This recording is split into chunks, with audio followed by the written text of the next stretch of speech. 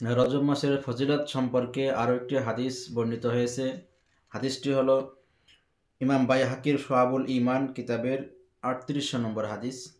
এই হাদিসে বর্ণনা হয়েছে, রাসূল করিম সাল্লাল্লাহু আলাইহি ওয়াসাল্লাম বলেন, ইন্না ফিল জান্নাতি নাহরান ইউকালু লাহু রজব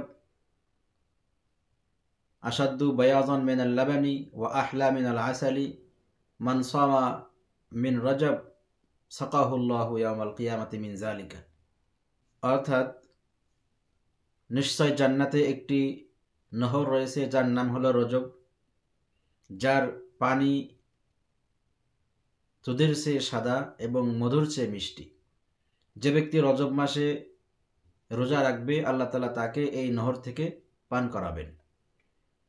এই হাদিসটি সম্পর্কে ইমাম যাহাবী রাহিমাহুল্লাহ মিজানুল ইতিদালের ভিতরে ৭ নম্বর খণ্ডের ১৫৭ নম্বর পৃষ্ঠায় বলেন, এই বর্ণনাটি বাতিল, এটার কোনো গ্রহণযোগ্যতা নেই। এছাড়া ইমাম ইবনু হাজার আসকালানী রাহিমাহুল্লাহ তিনার কিতাব তাবিয়ুনুল আজাব বিমা ওয়ারাদা ফি রজব, এই কিতাবের ৩ এবং ৪ নম্বর পৃষ্ঠায় উল্লেখ করেছেন। তিনি বলেন, রজব মাসের ফজিলত সম্পর্কিত কিছু হাদিস বর্ণিত, যেগুলো কিছু জয়ীফ এবং কিছু জাল। এর পরবর্তীতে তিনি বলেন, এই জাল এবং জয়ীফ হাদিসকে দুইভাবে উল্লেখ করব। এরপরে তিনি জাল যে হাদিসগুলো জয়ীফ, সেইগুলোর ভিতরে এই হাদিসটা উল্লেখ করেছেন, অর্থাৎ তিনার মতে হাদিসটি জয়ীফ। এছাড়াও আরও অন্য ইমামগণ বিভিন্ন বিস্তর আলোচনা করেছেন, তো অধিকাংশই এটাকে ভিত্তিহীন এবং জাল বলেছেন, তবে কেউ কেউ আবার জয়ীফ বলেছেন।